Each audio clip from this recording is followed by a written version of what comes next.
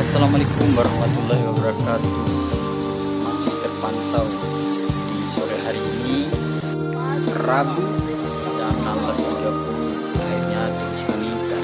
Dan sekali lagi mata informasikan kepada kita Loho meniru wilayah Tente yang dari arah Nonta atau sebaliknya, sebaiknya ikuti jalur belok, mengingat airnya terus meningkat di desa. Dan bagi kita Loho ikuti jalur tengah, khususnya roda 2, boleh kita lo gunakan jasa angkut dengan dokar.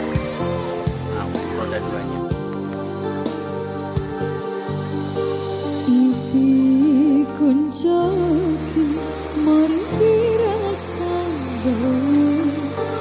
kane erapoku doi podara wiki pati dola orasa adekku nasarusa kane erambali kane erambali ipi